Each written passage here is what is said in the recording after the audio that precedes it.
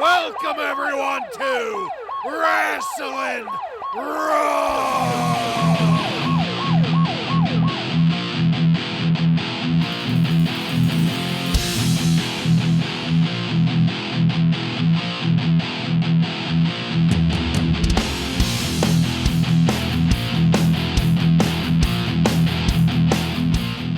You're listening to Wrasslin Raw, the podcast that takes you back to when the new generation took over the WWF.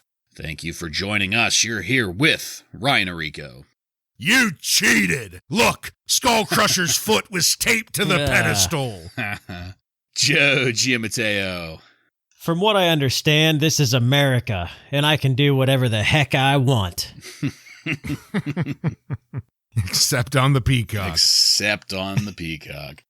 I'm the one and only Jason Bartlett, and we're going to examine WWE history one episode of Raw at a time. But first, a special shout out to our new listeners in Maryland and our new listeners in Germany. Somebody over there in Germany is marathoning our back catalog. Godspeed to you. We hope you survive it. And we're jealous that you get to keep the WWE network, too. Yeah, really. But for any of our new listeners out there, if you have questions or comments you want to send in to us, you can get to us at Wrasslin Raw. That's WRASSLINRAW at Gmail. So anything you want to throw at us, we love to respond. So that being said, in this episode of Wrasslin Raw, we're going to be talking about the Raw that aired on November 13th, 1995. This Raw was recorded at the Keystone Center in Brandon, Manitoba, Canada, and features Vince McMahon and Jerry the King Lawler on commentary. Are you guys ready? I'm ready, eh? Yes, sir. All right, then, let's get into it. This past weekend on the World Tour de Force, so the WWF World Tour de Force has started, and we're getting house show clips and information from that. And during the World Tour de Force, Razor Ramon and the 1-2-3 Kid had several unfortunate confrontations, leading interim president Gorilla Monsoon to speculate on the Kid's impartiality as the special guest referee in Razor Ramon and Sycho Sid's Intercontinental title match tonight. Who'd have thought that there could be anything going on with that? But it wasn't an issue when he was just friends with Razor Ramon. No problem with Sid having a impartial judge. But excellent point. As a result of that, the Intercontinental title match later on tonight will no longer be for the title. It's just going to be a straight-up rubber match. The saga unfolds tonight on Raw. Ever so briefly, gentlemen, what did you think when you heard that the Razor Sid match was no longer for the Intercontinental title, despite the big deal being made of it last week? Joe, briefly first, please. Very brief. I'm already switching to Nitro. I already gave my point when I interrupted you a few minutes ago. Yeah, it's just very incongruent, and no wonder people were changing channels. After the Nitro Light intro, we come back to our first match of the night. Henry O. Godwinn versus Hunter Hearst Helmsley. This match is going to end in a no contest in 3 minutes and 16 seconds. Before I knew what was going on here, because again, it does end in a no contest, I thought we were going to have a straight up grudge match here with all of the things that's been going on between Godwinn and Helmsley. We had some good boos for the Blue Blood and a decent crowd pop for the Hog Farmer to start this out on entrances. Things get going with a heel attack on Godwinn, ending with a weird little sequence where Hunter is allowed to bring his perfume bottle into the ring and spray it everywhere. But on the other hand, when Godwinn threatens to bring in the slop bucket, Vince loudly claims that will be an automatic disqualification. Once again, incongruent. And then, in an amazing swerve, bro, Godwinn dumps the slop on himself before entering the ring. I popped my ass off for this. You have no idea how excited I was for that. And then, to keep my ass popping, as Hunter is frantically running away from Godwinn, he does not want to be touched by this slopped up hog farmer. Hunter does a perfect, like vaudevillian slip and fall into the slop at ringside. It was absolutely perfect. And then slips and slides around in it a little bit more as he turns tail and runs, which is what is going to cut off this match. The end is not declared officially, but since Raw moves to a different segment, that's where I decided to call it and call the time on it. Ryan, please get us going on this confrontation, I guess we should call it. I agree with you completely and how much I loved everything that went on here. I still love Hunter's gimmick, as he comes in here just spurting sprays of this perfume on Godwinn as he, tries to make his way into the ring. And what a great scene where Godwinn dumps the slop on himself. I mean, just, showing he's not just a big dumb brute, but he has some intelligence here too. I mean, just fantastic stuff. And like you said, it was cartoony the way Hunter, it was like a Looney Tunes cartoon, the way he just slipped in the slop and then just fell flat on his ass. It was perfect. The only thing that was a bit of disappointment was just nothing. We didn't get a match. I was excited to see both of these two. I mean, we know both of these guys are great ring workers, so it was disappointing to not see them. I was just waiting for Gorilla Monsoon to come out, say, hey, this must continue or something. But that didn't happen, and we didn't end up getting a match at all, so that was sad. Yeah, the match not happening was pretty disappointing, I thought. But yeah, I agree with you guys. Everything that Godwinn did here was pretty good. The thing that's really cartoony and stupid to me is Henry Godwinn's entrance music, I guess you could call it. It is, yeah. I just think it's a little bit too stupid and cartoony, but the slopping is something that a lot of people remember most about Henry Godwinn. So we're really getting a heavy dose of the slop bucket here over the past month or so, and it's going to continue whenever he joins with Phineas as the Godwinns later on. So, I mean, it's cartoony, but this is a more fun cartoony thing to watch, especially when it's just brief like this. I have to say, I'm usually on record as being somebody that generally hates the cartoony, goofy shit, but for whatever reason, I don't know if it's because of the story that we have so far with these guys, or if it's because of the quality of the work, but which, I admit it was a little bit disappointing to not get a match here, but I gotta say, I wasn't pissed at all. Like, I wasn't annoyed at all with this angle between the two of them. It's been on the back burner at a slow burn, and somebody, in this instance, whatever you want to call it, just bumped up the heat a little bit for me. I'm really digging where this is going. And I admit, of all the fucking things, dumping slop on yourself and then the perfect Charlie Chaplin slip into it on the way out, it's all the typical cartoony stuff that I like to bitch about. But for whatever reason, this angle just has me going. I love watching it. I can't wait to see where it goes next. The one thing that I don't want to go to next is the Survivor Series Slam Jam, though.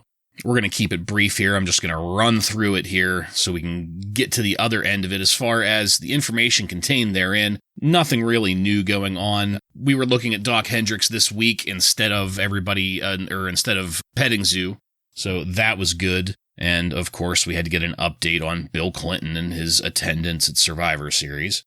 Updates on the wild card match, and we did get clips from Superstars this past weekend where Ted DiBiase, who is, of course, behind all of this, confronted Jim Cornette about their people being mixed up together and on opposite teams in that wild card match. I guess they're kind of trying to put together a little bit of interest there. We'll wait and see how that works. I'm not going to hold my breath on it. That's more or less it as far as the Slam Jam goes. But then we get a look at 2 weeks ago when Ahmed Johnson made his hot debut. And then we get footage of Ahmed Johnson in the back of the arena getting warmed up for his match. Apparently, he likes to curl metal barrier guardrail things that they use there to separate people and seating from the ring. Kind of cool for the 2 seconds that he was doing it, and then he kind of just threw it to the side disgustedly. Also coming up, we have that face-to-face interview between Diesel and the Hitman, Bret Hart. But first, not the biggest, not the baddest, but the most resilient superstar in wrestling today, let's take a look at Shawn Michaels. And this was a seriously over-dramatized recounting of the Intercontinental title being vacated, followed by an overly produced and dramatized video montage package of everything Shawn Michaels does. And this is touched with video views of a very clean-shaven, determined-looking babyface Shawn Michaels. Now that we're through that segment, we're going to go now into our next match. Ahmed Johnson defeats Jake Steele by pinfall in 3 minutes and 16 seconds, and Jake Steele is our jobber of the week. Take it, Ryan. Thank you, Jason. Jake Steele is this week's jobber. Jake Steele was born Brett Farrell in North Bay, Ontario, and was trained by Lance Storm, Ed Langley, and Keith Hart. Jake has used the ring names Lord Jacob Kane, Jack Hammer, Jake Steele, and Big Daddy Hammer. Steele made his in-ring debut on June 19th, 1992, losing to the Night Stalker in just under 2 minutes in Spartanburg, South Carolina. Steele spent the rest of 92 until mid-95 wrestling for indie promotions in Michigan and southern Canada, even holding the Ontario-based BCW heavyweight title in May of 94. However, he only held the belt for 1 day, losing the very next day to the man he won it from, Scott D'Amore, which, if you remember from last week, was Rhino's trainer from last week's Jobber of the Week. Late 95 would be Jake's peak in wrestling, having one match with WCW, losing to Marcus Alexander Bagwell, and a couple months later, 2 matches for the WWF. This match, a loss to Ahmed Johnson, and the very next night, losing to Marty Jannetty. Oh. These poor Canadians, they just can't get away from old Marty. After that, Steele returned to the Canadian indie scene, only popping up every once in a while in a recorded match. But his last recorded match was on May 14th, 2011, at the Brantford Civic Centre in Brantford, Ontario, Canada. Steele was one of the men on the losing team of an 8-man tag team elimination match. Made up of Team Beefcake, Brutus Beefcake, Bushwhacker Luke, CK Sex, and Lenny Hoffa, who defeated the $1 Million Team, made up of Big Daddy Hammer, Brian Knobbs, Jerry Sags, and Virgil. Oh my God. When was this? What year? This was 2011, May of 2011. Oh, wow. That's even worse. As I said earlier, this was his last recorded match. However, according to his Facebook page, he is still active while also working as a FedEx delivery man. I assume that means he's wrestling in very small local matches like the ones Marty Jannetty wrestles at in VFW parking lots.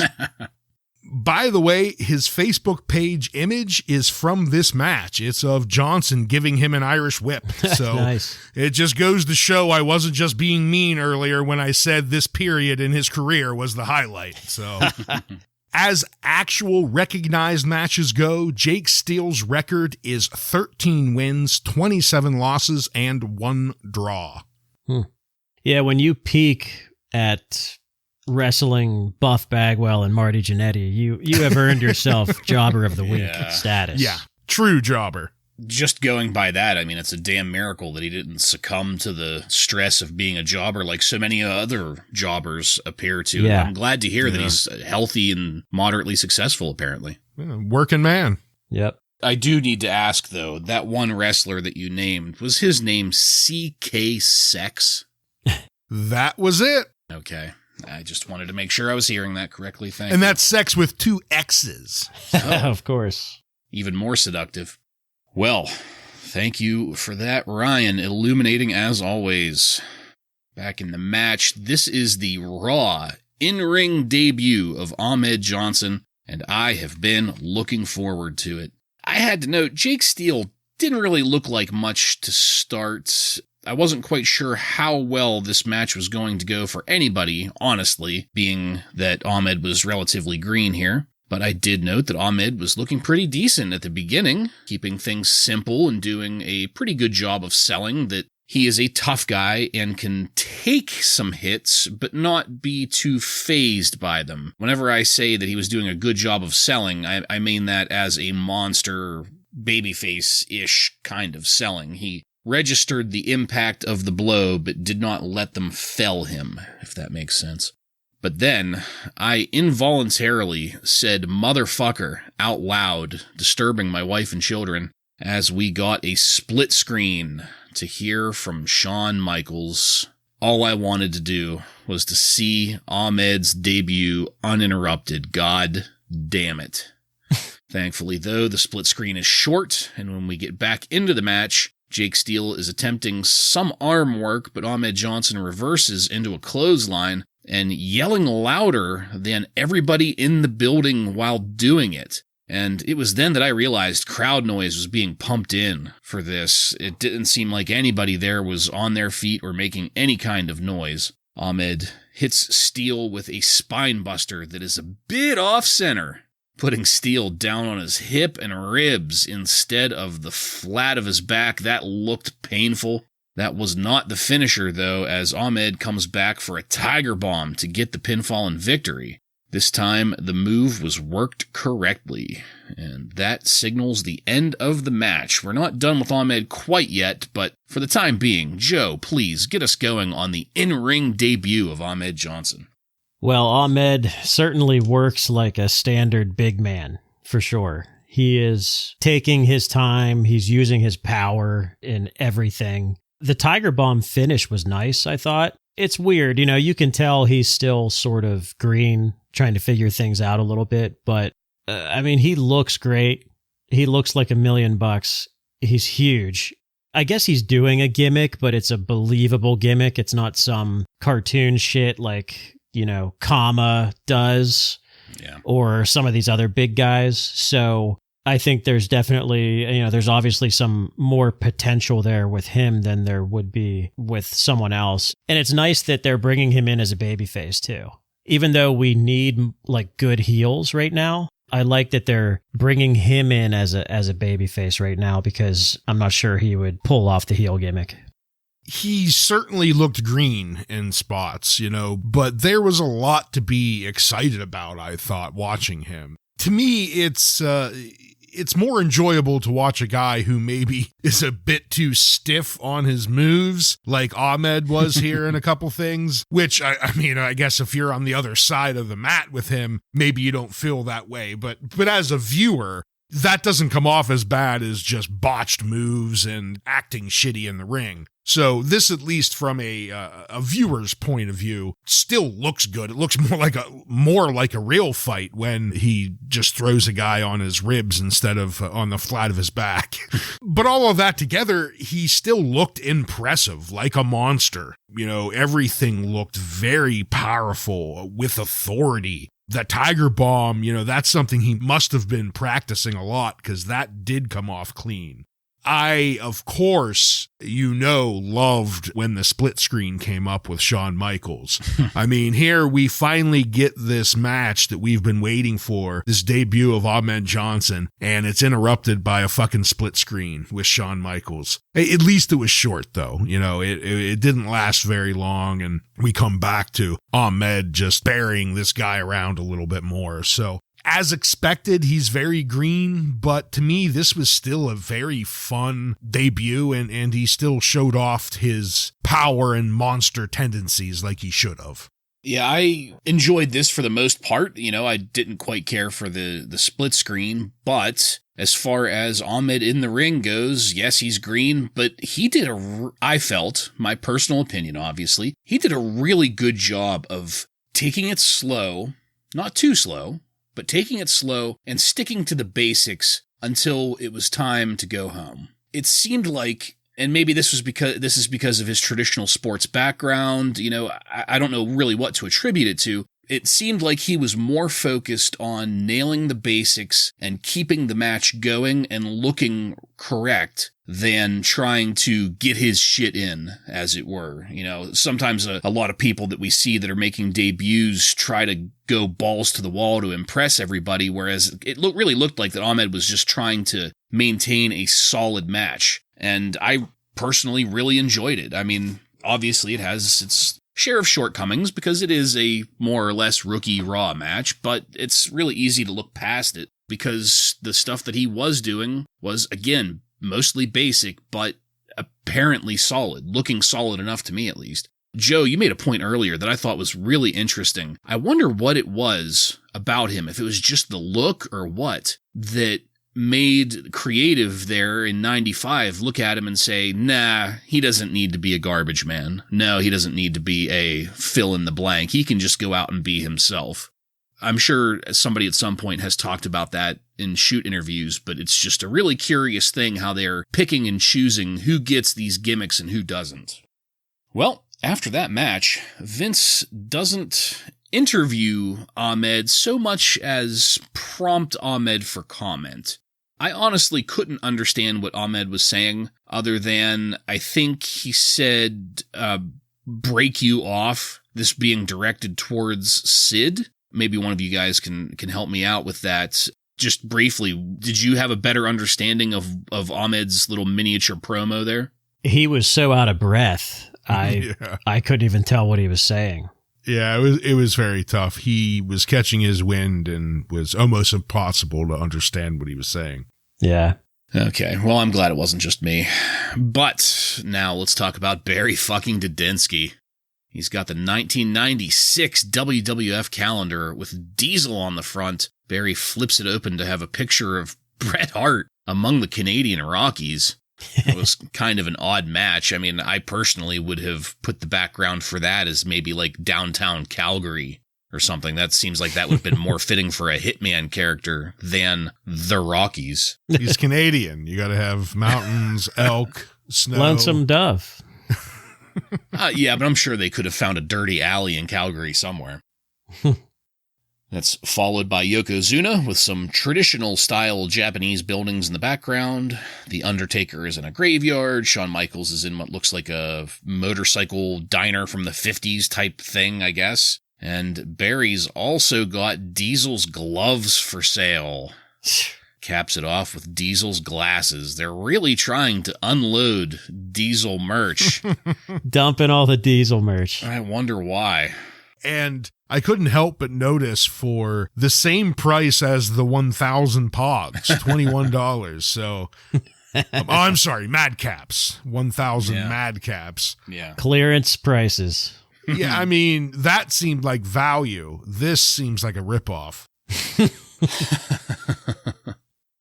Just briefly, guys, I wanted to get your comments on just what you think, because we all know what's going to happen coming up. And just what do you think about the fact that they are just unloading so much Diesel merch going into Survivor Series? Joe, just briefly first. Well, it's time for a change. Enough is enough. It's time for a change. I gotta say, though, I loved Vince McMahon's commentary during this segment. It's almost like he walked Barry through exactly what he wanted him to say before, because Vince is like, okay, what's he got in his pocket there? What's he? Oh, there's the glasses. There's the glasses. Oh, what's on his left hand there? Oh, no, it's the glove. It's the glove. Like he's calling it all out before Barry says it. It's just ridiculous. Yeah, I mean, as I said, I was just sad about the loss of value from week to week. You know, last week, $21 and some change for shipping and handling got us all of those Pogs and Slammers, and this week it gets us a bunch of Diesel garbage. I was hoping that maybe Barry fucking Dudinsky isn't slipping up, you know, offering us some garbage this week. Yeah, no, I think I tend to lean towards Joe's opinion on this one, because I can just imagine a somewhat sweaty Vince McMahon in the earpiece. We got to unload this shit, pal. We got to unload this shit. We got to make a little bit off of it. Dump it or you get power bombed again. All right, guys, I've been looking forward to talking with you about this. This is the face-to-face interview that was talked about last week on Raw and then earlier in this episode. And immediately we find out that it is not going to be a face-to-face interview, as it has been repeatedly billed as. This is split screen with Diesel and Brett and Vince in 3 completely different locations. CNN style. Yeah, this was very Talking Heads style, like we were getting some media people in. Diesel was looking overly serious, while Bret Hart was looking quite smug to start things off. And Diesel's opening comments weren't that bad. Bret raises great points about how Bret shouldn't really have lost the title to begin with last year, with Owen throwing in the towel at Survivor Series. Then it gets a bit weird and uncomfortable when Diesel tells Bret not to toot his own horn and that Shawn Michaels gave Diesel a run for his money. But then Bret Hart fucking nails Diesel, in my opinion, highlighting Bret's technical skill and saying that after 15 and 20 minutes, big guys run out of steam, and at the 20-minute mark, Bret is at his best. Diesel then follows up with a fantastic point about this not being a collegiate match. He's not going out there to win on points, he's going for the fight. I won't keep repeating the points, but this keeps going in this same fashion for a few more questions. And I just want to throw it out there at the outset of our discussion here. I think this is the best speaking segment we've ever got out of Diesel. The difference between this and his regular promos is just drastic difference. And Bret Hart did a pretty damn good job here too. Ryan, what did you think about this interview? I'm glad you said that, because that is one of it's one of the last things I wrote, but I'll start off with it. One of the best Diesel, I guess not really promos, but some of the best talking we've got out of Diesel to date. And I was pretty surprised by it. You know, going into this, I was dreading it. I'm thinking, how many times are we going to hear this just laughing, heartless Diesel talk?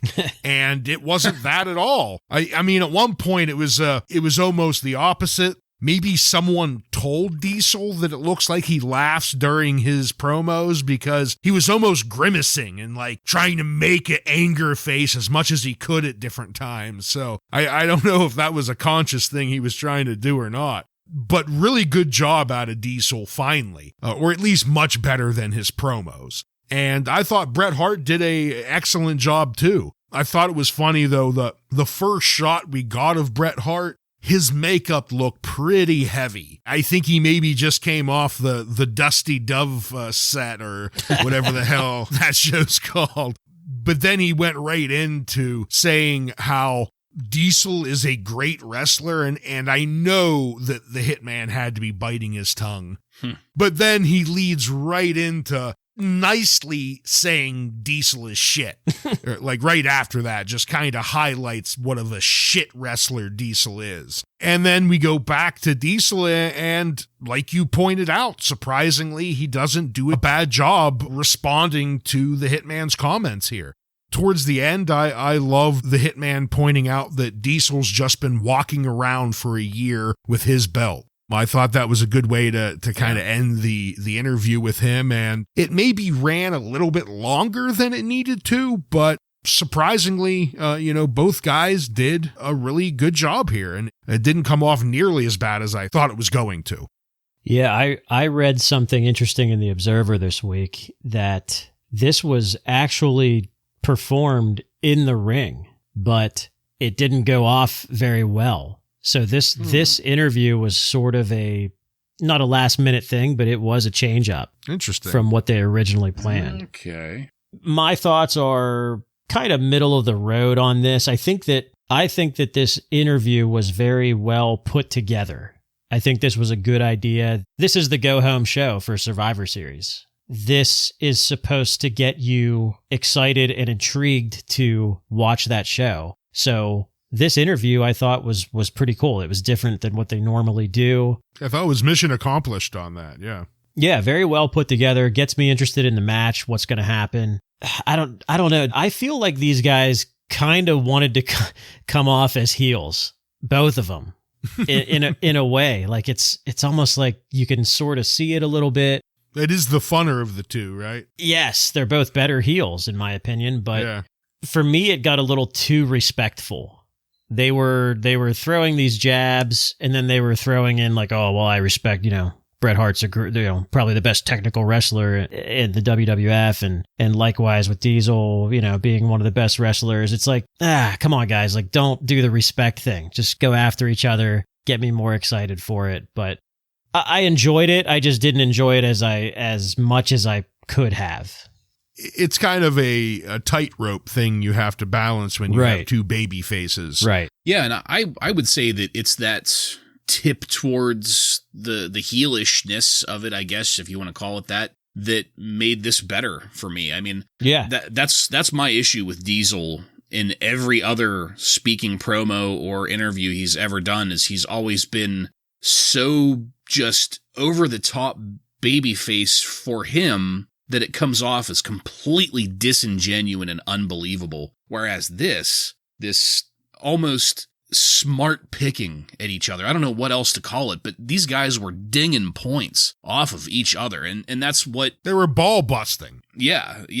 And that combined with the serious tone of it, not the wild-eyed Diesel, not the fucking Farrah Fawcett shampoo commercial Diesel. This is just a guy sitting there getting shit handed to him and handing shit back. And I think that was what turned the tide on this for me. I don't know if I can say that I'm excited for the match necessarily, because a promo does not change the way Diesel wrestles, but I'm slightly looking more forward to it, I'll say. The serious tone from Diesel is necessary and appropriate, given the fact that Bret is his first real opponent in months. Yes. I mean, we saw him go against Mabel and Sid twice, and who else? I guess the Bulldog, but with the interference. The 20-minute match with his knee. Yeah. All right. Well, guys, before we move along to actual wrestling, let's go to the showdown that none of us knew we wanted to see. And that's Vince McMahon versus Jerry the King Lawler in a bout of karate fighters. Of course, we have Petting Zoo doing his terrible Howard Cosell impersonation. Ruined the whole thing for me. I hated that. The battle was won by Lawler, but of course, Lawler won by taping his karate fighter to its pedestal, with Vince name-dropping The Undertaker in a very dramatic way to pitch the upcoming Survivor Series match between the Royals and the Dark Side as a way of, I guess, threatening Lawler afterwards. But just real quick, guys, and let's hear from Joe first. What did you think of this unexpected yet perfect matchup? Very unexpected, and I was very, very excited for it. And then we get Todd Petting Zoo's voice that he's doing that's just so obnoxious and too distracting for me to enjoy this, to be honest. I couldn't even enjoy it because Todd kind of ruined it. He ruined it. See, I'm on the opposite end of it in that I enjoyed it so much I could just zone Petting Zoo out. I love the karate fighters, and I loved Vince McMahon in this, pointing out Soul Crusher's foot being taped to the pedestal. I mean, obviously, I used it for the opening line. But yeah, I enjoyed the hell out of this like I have every other karate fighter segment. Yeah, I think the thing that I loved the most about this was just, it surprised the hell out of me. I was like, okay, who are we going to get this week to do the karate fighters? And lo and behold, it's fucking Vince McMahon. That just, it had me popping. I was able to kind of just ignore Petting Zoo. He cheated. Skull Crusher's foot has been taped down. Something that I wish I could ignore, though. Our next match. King Mabel with Sir Mo defeats Roy Raymond by pinfall in 4 minutes and 3 seconds. For the record, Roy Raymond was not wearing his black and white striped Beetlejuice singlet, so I will not repeat his name 3 times here. In the match, I continue to love Mabel's entrance. This time, Rhino was up front as one of King Mabel's litter bearers. And there were some poorly placed comments from The Undertaker here once the match was, getting going. And by poorly placed, I mean that it was in the match rather than before or after. It's the content of the Undertaker's comments was good. I mean, it was a standard Undertaker type promo and it was enjoyable.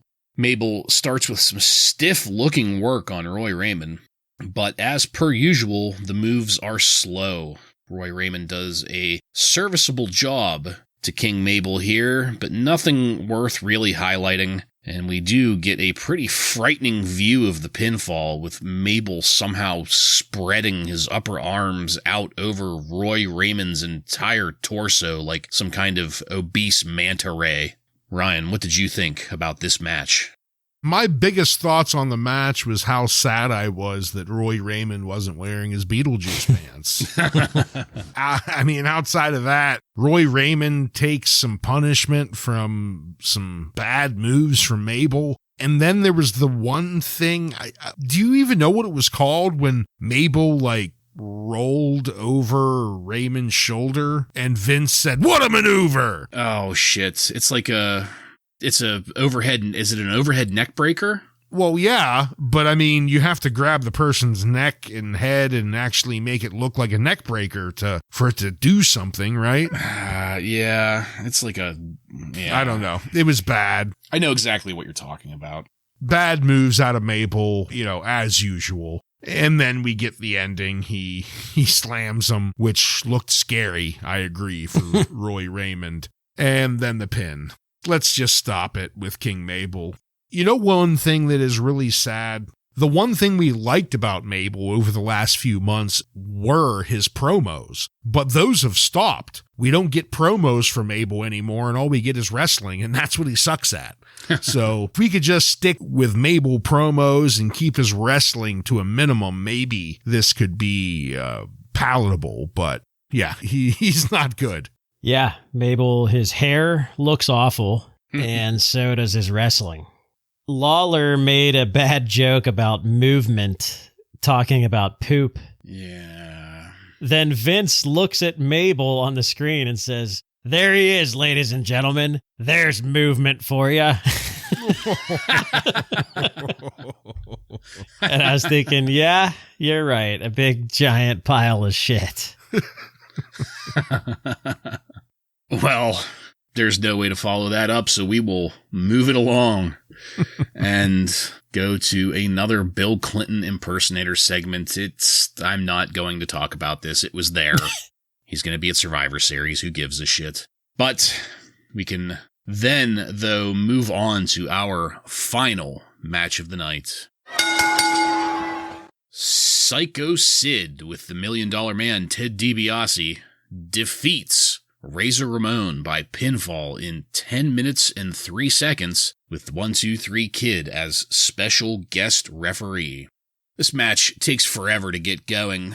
Some additional production errors or bad timing or whatever came together to draw this out an additional couple of minutes before the match actually begins in earnest. Once again, comments being made about this not being an Intercontinental Championship match. Quite disappointing to hear that. Sid, someone who generally isn't known to us for his spectacular in-ring work, ended up impressing me with that series from pin to head scissor reversal to kip up to choke slam. That looked great, and I was honestly surprised at how well Sid pulled that off. Aside from telegraphing some moves, Sid overall didn't really look too bad in this.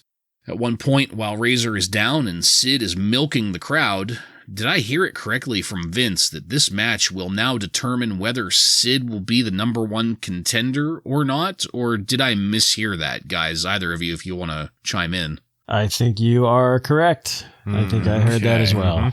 Okay. Just making sure I wasn't losing my damn mind. And then, what the fuck? Dean Douglas comes out to watch and then interfere. Where the hell has Dean Douglas been during our time in Manitoba? Feels like he's just been kind of popping out for these brief run-ins, like maybe twice over the 5 or 6 episodes that are recorded here. After a couple of near pins, we get into holds, and then Razor reverses the camel clutch into, I guess, a standing back body drop that lingers up in the air for way too long to an almost cartoony effect. Then, as they're both laying in the ring, Razor and Sid are clearly having a conversation about what's going to happen next. Sid turns his head to Razor and scooches a little closer, and Razor is on his back, Sid is on his stomach, and they are definitely laying out the match there in the ring. And then, for the expected heel turn, the transition is awkward as the 1-2-3 Kid pulls Sid out of the Razor's Edge, and the reversal into the powerbomb is equally awkward. But the Kid's speed pin count worked, and here we are. The crowd reaction was palpable. You could tell there were a lot of dropped jaws in the arena there, and a lot of people jumping on the 1-2-3 Kid hate bandwagon. I kind of liked the $1 Million Man stuffing a $5 Canadian bill into Razor's mouth. And then the Kid takes the $5. That's what really sealed it for me.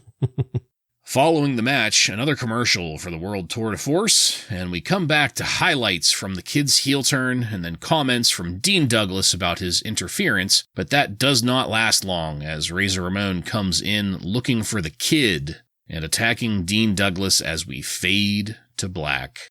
Joe, please, what did you think of our last match and the way that our Survivor Series Go Home Raw ended? Well, the match was clearly just a setup to do the Kid's official heel turn, even though, I don't know, have we been building up to this, or have these been failed heel turn attempts? I'm not quite sure. It seems like a really lazy way of turning someone heel. And the fact that, of course, Ted DiBiase is involved.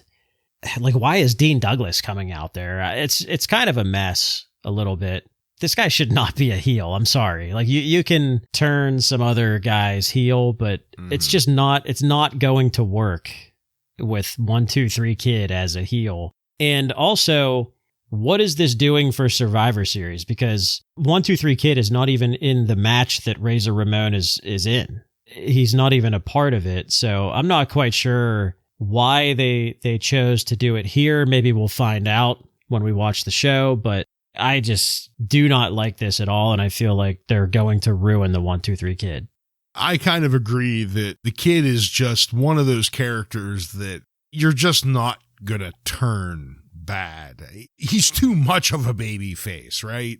Literally, he's got a baby face is the problem here. If you're going to do it too, like, don't call him the 1-2-3 Kid anymore. Yeah. You know? Yeah. He's got to, he's got to change up his name. The 1-2-3 Man. Something, but it's just not a good pick to turn for heel. I completely agree. I thought it was kind of funny that last week we joked that did Sid, quote unquote, deserve a title shot? And I guess Monsoon agreed with us. No, he did not deserve a title shot. He yanked it. And to answer your question from last week, Bartlett, yes, Ted DiBiase does still represent Sid as we saw him walk out to the ring here. And that kind of goes along with the Kid's turn, and maybe I would have enjoyed it a little bit more if it wasn't another Ted DiBiase behind it all along situation, you know? Yeah. Can there be a single heel in the Federation that isn't connected to Ted DiBiase? There's not a single one at this point. They have the Jim Cornette guys now. Yes, that's right. But even them, they're like loosely allied, you know? I don't know. Yeah. But as far as the actual ring work in this match went, I agree with you, Bartlett. Sid impressed me. I was expecting garbage from him as usual, and I mean, this was pretty impressive. His body blows, that one-handed choke slam, just about everything he did was believable in this match. Sadly, we missed his big boot because Ted DiBiase's head was blocking it all along, so we didn't get to see the big boot, but I thought this is some of the best ring work, I think, outside of maybe his match with Shawn Michaels that we've seen, up until the way things ended. And I think to answer your question, where has Douglas been? Joe, didn't you mention a few weeks ago that he received a larynx injury? Yeah, he had a throat injury, but he is healed now. So I think that's where he's been. But yeah. Okay. Yeah, good call on that. But, I mean, that interference wasn't terrible. It was just a couple quick hits. He gets out. He comes back. Then we get the kid's turn. I'm not crazy about him turning. I'm not crazy about him turning with Team Ted DiBiase and the $1 Million Crew, but I did like the kid snatching the $5 bill out of Razor's mouth. I laughed after that. Dirty money. Overall, a pretty solid match. Just shame that we, didn't get a clean ending. Yeah, I'm going to agree with just about everything you guys have said here. The kid as a heel, not believable in the least bit.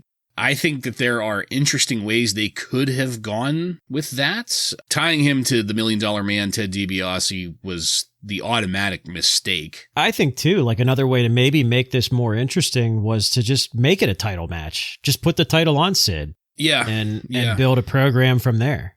Yeah, that's kind of what...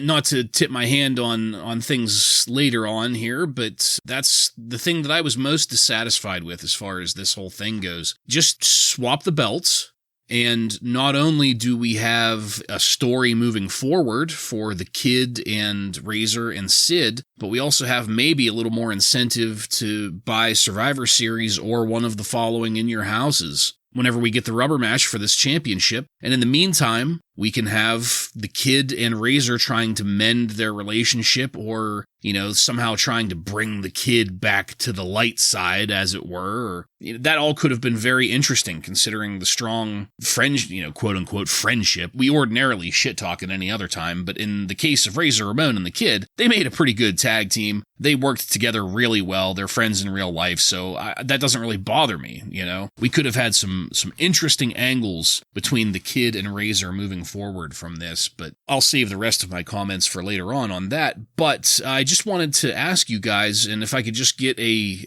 quick yes or no out of each of you. This is the Go Home show. Based on the way this Go Home show ended, are you more likely to order the pay-per-view? Joe, yes or no? I don't know that I would order the pay-per-view, but I will say the only thing I remotely care about is the Diesel versus Bret Hart match. Okay. Ryan? I guess I would have to say, if we're choosing, I am more likely to buy it now, and mostly because of I am actually a little intrigued by the Diesel Bret Hart match now after that, pretty good interview. Okay. I am in the no category.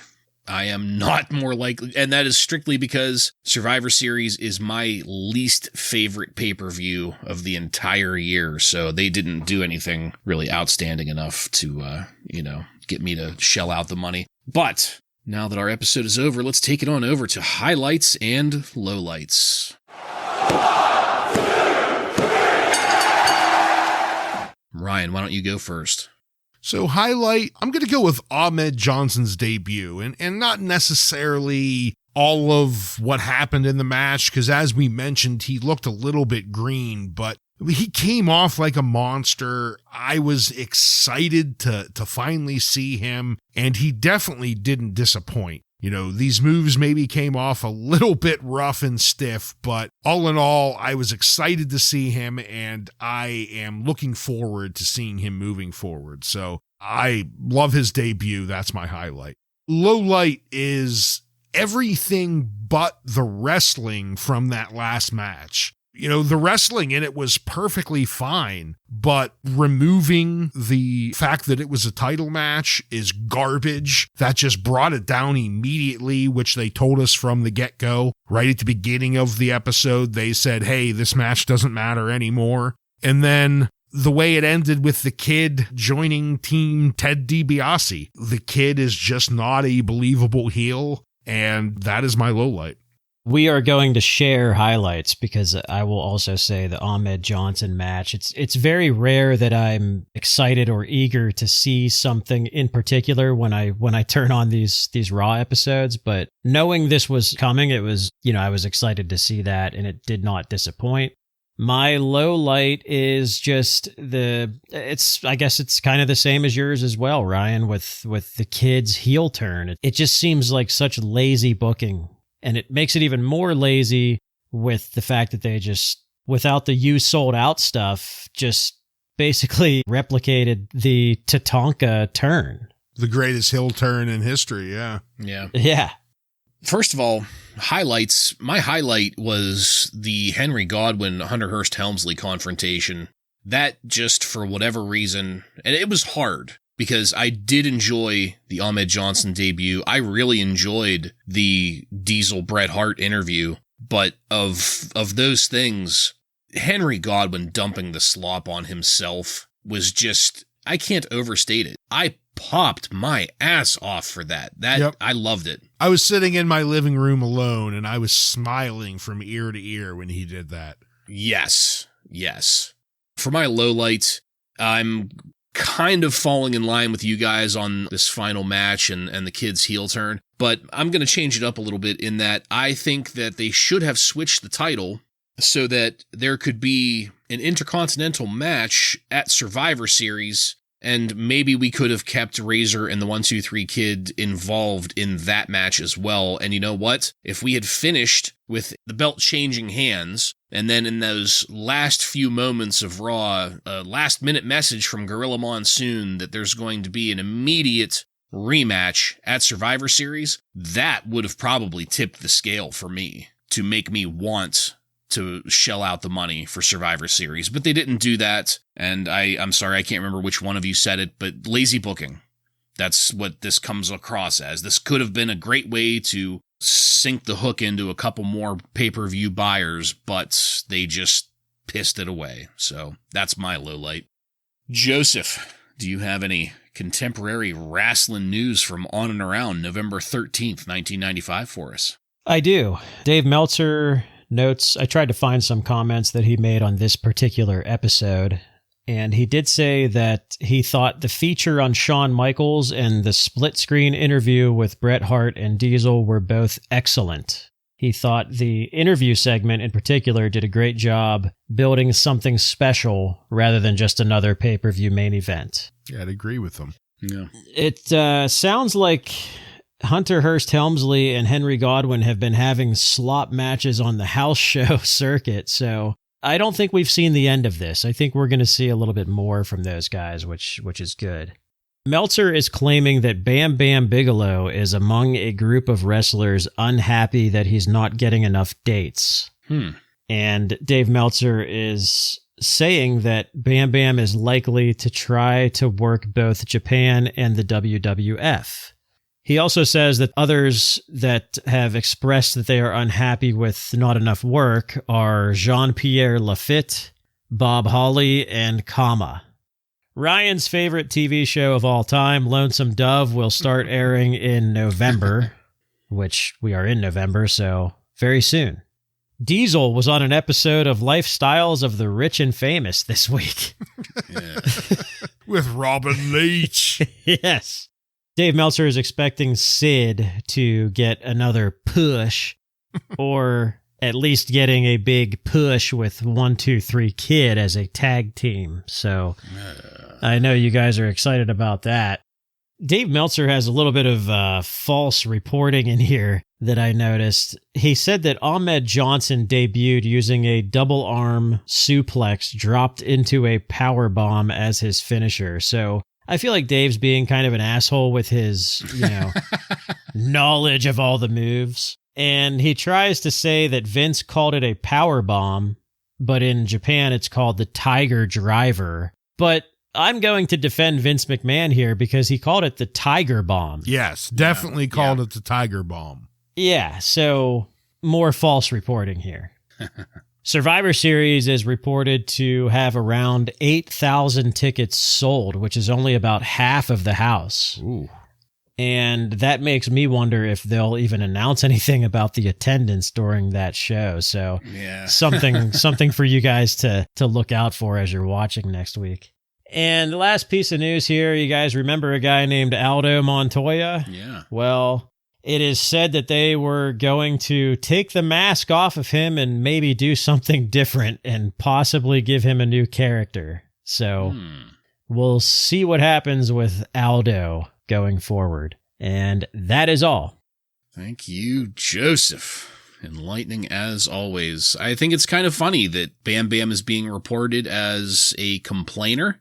at least, according to the Observer there. And out of nowhere, he is Goldust's opponent in Survivor Series, getting a nice little pay-per-view paycheck at the mid-card, but still a pay-per-view paycheck. So maybe that's the Office kowtowing to Bam Bam a little bit, trying to do him a solid. Who knows? But it is interesting that we have this seemingly random Bam Bam Goldust interaction. That's it, folks. We are done with this one. I want to thank you again for joining us, and if you like what we're doing here and want to connect with us, you can find us on every major social media and podcast subscription platform by searching up the handle Wrasslin Raw. That's WRASSLINRAW. While you're there, don't forget to click subscribe to get every episode of Wrasslin Raw coming to you every week. Give us a 5-star review and let your friends know about the fastest growing wrestling podcast in the world. Next week on Wrasslin Raw, we're going to take a look at Survivor Series 1995 with matches featuring Bret Hart, Bertha Faye, and many more. So, for Joe and Ryan, I'm Jason, and this has been Wrasslin Raw.